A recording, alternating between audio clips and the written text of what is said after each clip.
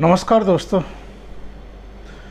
कूटनीति और सामरिक नीति समझने वाले, जानने वाले ये अच्छे तरीके से जानते हैं कि भारत इस समय अपनी पूर्वी सीमा पर चीन की तरफ से पेश की जा रही बहुत बड़ी चुनौती का सामना कर रहा है।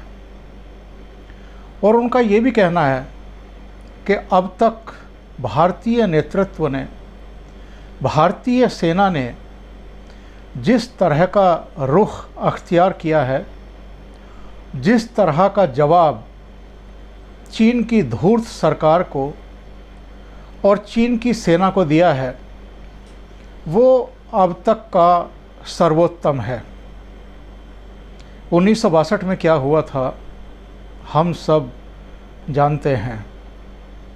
और उसके बाद जवाहरलाल नेहरू की अवसाद में मृत्यु 1964 में, यानी उस घटना के करीब करीब पौने दो साल के भीतर। और उसके बाद जो भारतीय सत्ता रही हैं, जो सेना रही है, उसको संभलने में, आत्मविश्वास हासिल करने में, तमाम तरह की तैयारियां करने में और चीन की आँखों में आँखें डाल करके बात करने, उसे चुनौती देने, उसे पीछे खदेड़ने में इतना अरसा लग गया। ऐसा नहीं है कि हमेशा कांग्रेस की ही सरकारें रही हैं।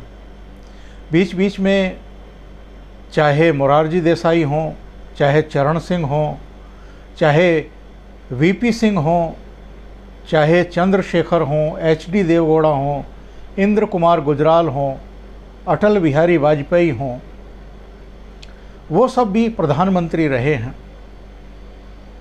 लेकिन जो साहस इस समय हमारे सत्ता प्रतिष्ठान में दिखाई दे रहा है, जो सूझबूझ इस समय दिखाई दे रही है, और जो निर्णय लेने की क्षमता अब सरकार में भी और सेना में भी साफ तौर पर नज़र आ रही है, वैसा पिछले करीब करीब 60 सालों में देखने को नहीं मिला था। लेकिन अब भारत बदला हुआ है। भारत की ताकत में कई गुना बढ़ोतरी हो चुकी है। हमारे पास बेहतरीन लड़ाकू विमान हैं, हमारे पास मिसाइल्स हैं, ज़मीन से हवा में मार करने वाली, हवा से ज़मीन पर मार करने वाली, ज़मीन से ज़मीन पर मार करने वाली, हवा से हवा में मार करने वाली, जल क्षेत्र से ज़मीन पर मार करने वाली और ज़मीन से जल क्षेत्र में मार करने वाली। हमारे पास पनडुब्बियाँ हैं, हमारे पास जलपोत हैं। और सबसे बड़ी बात, हमारी सेना 1962 वाली सेना नहीं है। अब वो दुश्मन देश के भीतर घुस करके आक्रमण करना जानती है, आक्रमण करना सीख चुकी है। और जो सामरिक और रणनीतिकार, कूटनीतिकार इस चीज़ से हिचकते थे कि भारत को सरहद पार करके उस तरफ आक्रमण करना चाहिए या नहीं करना चाहिए, अब वो भी बदली हुई परिस्थितियों में अपना नज़रिया बदलते हुए दिखाई दे रहे हैं। आपको याद होगा रक्षा मंत्री राजनाथ सिंह का एक बयान, जिसमें कहा गया था कि ये ठीक है कि हम परमाणु अस्त्रों का प्रयोग पहले नहीं करेंगे, अगर कोई सामने वाला करता है तो उसके बाद कोई कसर बाकी नहीं छोड़ेंगे। लेकिन उन्होंने कहा था कि अगर ज़रूरत पड़ी तो भारत इनका उपयोग दुश्मन देश के आक्रमण का इंतज़ार किए बिना करेगा। एक और बड़ा बदलाव, अब दुश्मन देश की तरफ से आक्रमण का इंतज़ार भारत नहीं करेगा। अगर हमें उकसाया गया, अगर हमारी एकता, अखंडता, जो हमारी संप्रभुता है, उसका अतिक्रमण किया गया तो भारत आगे बढ़कर उसका जवाब देगा। ये कोई छोटी मोटी बात नहीं थी कि गलवान घाटी में जो कुछ हुआ उसके बाद भारत का प्रधानमंत्री खुद अग्रिम मोर्चे पर जाए, सेनाओं के पीठ पर हाथ रखे, उनकी हौसला अफजाई करे और वहाँ खड़े होकर के जवानों को और राष्ट्र को संबोधित करते हुए दुश्मन देश तक एक संदेश भेजे कि हम पीछे नहीं हटेंगे, आपको पीछे हटना है क्योंकि आप गलत जगह हैं। ऐसा 1962 के बाद कभी हुआ नहीं। चीनी सेनाएं जहाँ तक चाहती थी वहाँ तक विचरती थी, आती थी, घुसपैठ करती थी, धौंस जमाती थी, जगहों पर कब्जे करती थी। तिब्बत पर कब्जा, अक्साई चीन पर कब्जा, और डॉक्टर मनमोहन सिंह के समय भी कई जगहों पर न केवल कब्जा बल्कि वहाँ अस्थायी निर्माण और जितना बड़ा बुनियादी ढांचा सड़कों के रूप में, हेलीपैड के रूप में, एयर स्ट्रिप के रूप में और जो दूसरे बंकर से लेकर के तमाम दूसरे साजो सामानों के लिए वहाँ पर निर्माण किया गया है, वो सब अतीत की भारत की सरकारों के समय हुआ है। और हमने चीन की इस आक्रामकता को जैसे स्वीकार कर लिया था। जिस तरह का जवाब भारतीय सत्ता प्रतिष्ठान ने और चीन को हमारी सेना ने दिया है, उसकी कल्पना शायद चीन को भी नहीं थी, दुनिया के बाकी देशों को भी नहीं थी। और सबसे बड़ी बात, भारत में बैठे हुए चीन और पाकिस्तान की सेना की प्रशस्ति करने वालों को भी नहीं थी। और चूँकि भारतीय सत्ता प्रतिष्ठान के इस हौसले, इस जज्बे, इस साहस की वजह से नरेंद्र मोदी का भी कद बढ़ा है, नरेंद्र मोदी की भी लोकप्रियता बढ़ी है, भारतीय सेनाओं का भी रुतबा न केवल चीन पाकिस्तान के दिलो दिमाग पर एक छाप छोड़ गया है बल्कि दुनिया भर में उसकी प्रशस्ति हो रही है। पश्चिमी मीडिया भी अब ये कह रहा है कि चीन के बारे में, चीन की सेना के बारे में जो भ्रम और आडंबर पैदा किए गए थे, बनाए गए थे, वो सब धूल धूसरित होते हुए दिखाई दे रहे हैं। और ऊपर से जो हमारे बिपिन रावत, जनरल बिपिन रावत का जो बयान आया है कि अगर बातचीत से मसला हल नहीं होता है, चीनी सेनाएं मई और अप्रैल के अपने निर्धारित स्थलों पर नहीं लौटती हैं, तो भारत के पास सैन्य विकल्प भी मौजूद हैं।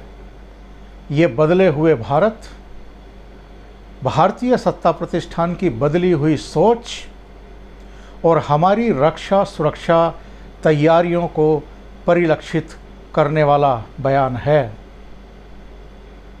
चीन में निश्चित रूप से खलबली होगी और जो कुछ हमारे CSD ने कहा है वो ऐसे ही नहीं कहा है। प्रधानमंत्री का भी उनकी बैक पर हाथ है, रक्षा मंत्री, राष्ट्रीय सुरक्षा सलाहकार का भी उनकी बैक पर हाथ है और ये एक रणनीतिक बयान है, क्योंकि जो खबरें आ रही हैं केवल भारत ही तैयार नहीं है चीन की हैकड़ी निकालने के लिए, बल्कि जो भारत के मित्र देश हैं वो भी पूरी तरीके से तैयार हैं। रूस भारत को निर्धारित समय पर उससे पहले S-400 प्रणाली देने को तैयार हो गया है। रूस हमें 31 और लड़ाकू विमान जल्दी देने को तैयार हो गया है और चीन जो S-400 प्रणाली रूस से खरीदना चाहता था, उस सौदे को रूस ने लटका दिया है। जो रूस कुछ समय पहले तक चीन का बचाव करता हुआ दिखाई देता था कुछ कुछ मुद्दों पर, अब रूस फिर से भारत के साथ खड़ा हुआ दिखाई दे रहा है। और सबसे बड़ी बात ये कि जो रूस अमेरिका को नापसंद करता है, वो अमेरिका भी भारत के साथ इस मामले में बहुत मजबूती के साथ खड़ा हुआ दिखाई दे रहा है। आज सुबह ही मैं ये खबर देख रहा था कि जिस तरह की स्थितियां परिस्थितियां पूर्वी लद्दाख में पैदा हो रही हैं, 6 दौर की कोर कमांडर स्तर की बातचीत के बाद भी चीनी सेनाएं अगर कुछ क्षेत्रों से पीछे नहीं हट रही हैं, तो ऐसे में अमेरिका ने भारत के नज़दीक अपने B-2 बॉम्बर विमान तैनात कर दिए हैं। और इससे पता चलता है कि अमेरिका पूरी ताकत से चीन के खिलाफ होने वाली किसी भी कार्रवाई में भारत का साथ देने के लिए कमर कस चुका है। अमेरिका के 2 युद्धपोत पहले ही हिंद महासागर और प्रशांत महासागर में लंगर डाल चुके हैं, एक वियतनाम के पास और एक दूसरा प्रशांत महासागर में। और अब जो सूचना मिल रही है वो ये है कि अमेरिका ने हिंद महासागर में स्थित अपने सैन्य अड्डे पर स्टील्थ B-2 बम वर्षकों को तैनात कर दिया है। परमाणु हथियारों से लैस ये विमान दुनिया के अत्याधुनिक विमान माने जाते हैं। इसकी स्टेल्थ कैपेबिलिटी इसे किसी भी रडार की पकड़ से बचाती है। विशेषज्ञों की माने तो पूर्वी लद्दाख में जो तनाव बढ़ा रहा है चीन, उसके मद्देनज़र ही अमेरिका ने ये विमान तैनात करके भारत को साफ इशारा भेज दिया है कि वो चीन की हैकड़ी में, चीन की दादागिरी में बिल्कुल नहीं आए और ज़रूरत पड़ने पर उसे सबक सिखाने के लिए आगे बढ़े। आपको याद होगा कि अभी हाल में चीन ने दक्षिण चीन सागर में सैन्य अभ्यास शुरू किया है और इसके ज़रिए वो चाहे ताइवान हो, चाहे दक्षिण चीन सागर से जुड़े हुए दूसरे देश हों या भारत हो, उसको अपनी आक्रामकता का संदेश देना चाहता है। और भारत वास्तविक नियंत्रण रेखा यानी LAC पर पूरी मुस्तैदी से डटा हुआ है। हालात की गंभीरता को भांपते हुए ही अमेरिका ने B-2 बॉम्बर अपने सैन्य अड्डे पर तैनात किए हैं। और ये जो अड्डा है अमेरिका का, ये भारतीय उपमहाद्वीप के सबसे करीब माना जाता है। संकेत साफ है कि अगर ज़रूरत पड़ी तो अमेरिका भारतीय सेनाओं की मदद के लिए अपने बॉम्बर वहाँ से उड़ान भरने के लिए संकेत दे देगा। और जो भारतीय तैयारियां हैं वो अब किसी से छिपी नहीं हैं।